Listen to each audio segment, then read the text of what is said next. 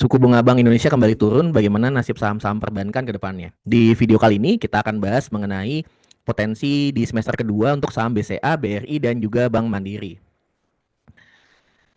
Di hari kemarin tanggal 16 Juli 2025, Bank Indonesia kembali menurunkan suku bunganya sebesar 25 basis poin dari 5,5% menjadi 5,25%.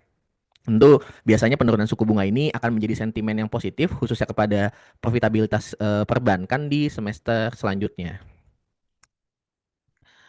Sebelumnya kita coba cek terlebih dahulu di awal tahun ini bagaimana laba bersih daripada emiten perbankan. Di sini terlihat bahwa BBCA-nya ini mengalami kenaikan dibanding periode yang sama dari tahun lalu, plus 16%. Ini selama 5 bulan pertama di 2025 menjadi 25,2 triliun rupiah. Sedangkan BBRI-nya mengalami penurunan 15% dari 21 triliun di tahun lalu menjadi 18,6 triliun di tahun ini. Sedangkan untuk Bank Mandiri hanya meningkat 0,1 triliun rupiah saja di tahun ini. Terlihat bahwa secara profitabilitas Bank BBCA ini lebih tinggi dibanding kompetitornya. Selanjutnya kita akan coba bandingkan secara rasio dan valuasi. Kita menggunakan beberapa parameter di sini. Pertama, net profit margin itu mengukur daripada tingkat efisiensi emiten dalam menghasilkan laba bersih dari pendapatan totalnya. Sehingga NPM yang tinggi artinya laba efisiensi yang dihasilkan dari emiten ini semakin baik. Seperti itu.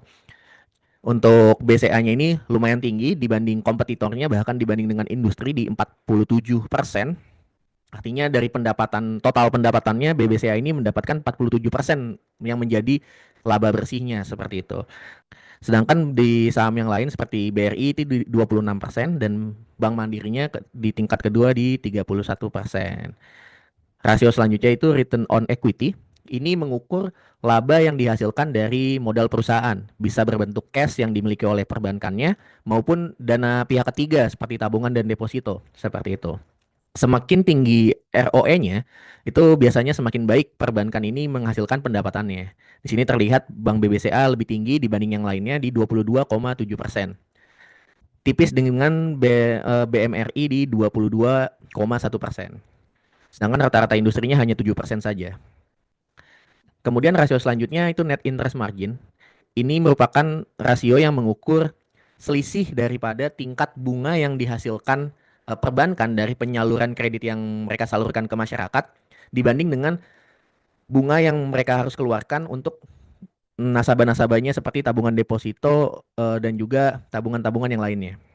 Di sini terlihat bahwa Bank Mandiri ini memiliki net interest margin yang tinggi di 6,17% dibanding yang lainnya. Bahkan di industri itu hanya 4,45% dari data OJK.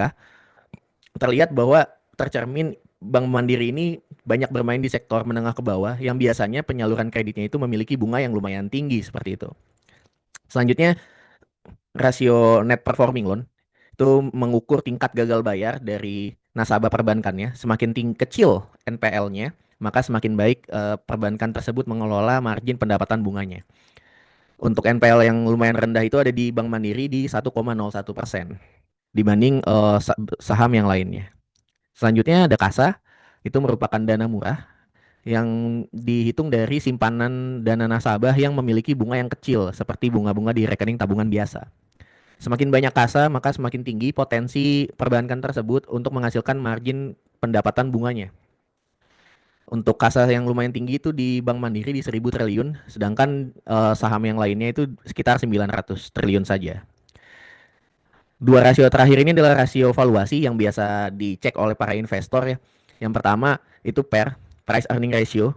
Ini mengukur laba bersih per saham atau EPS dengan harga sahamnya di market. Semakin kecil nilai PER dibanding dengan kompetitor dan industrinya, maka relatively saham tersebut dianggap lebih murah. Dan untuk PER yang lumayan kecil ini di Bank Mandiri di 7 kali. Dan terakhir PBV, Price to Book Value. Ini mengukur nilai buku perusahaan dibanding dengan harga sahamnya. Again, semakin kecil dibanding kompetitor, maka akan semakin murah. Dan Bank Mandiri ini relatif lebih murah di 1,7 kali dibanding yang lainnya.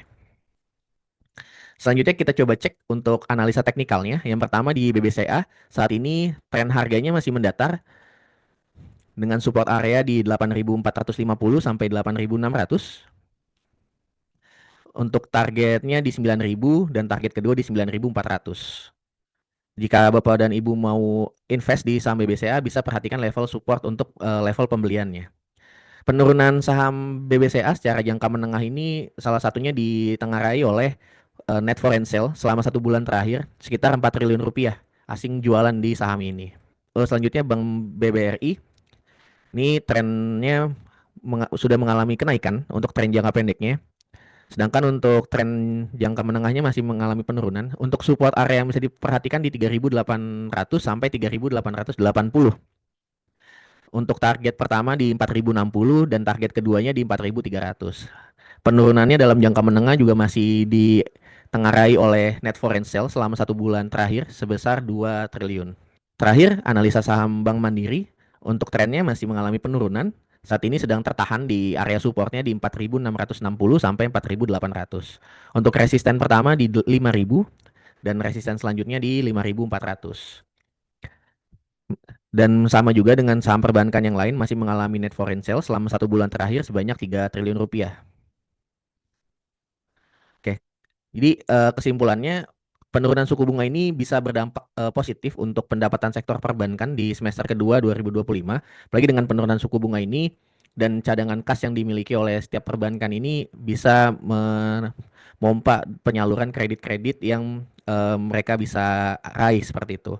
Jika Bapak Ibu ingin cek saham yang menarik secara profitabilitas, bisa lihat di Bank BCA karena secara pendapatan masih meningkat dan juga tingkat efisiensi laba bersihnya itu juga lumayan tinggi dibanding saham yang lainnya. Sedangkan untuk Bank Mandiri ini relatif lebih murah secara valuasi dibanding dengan saham-saham bank yang lain.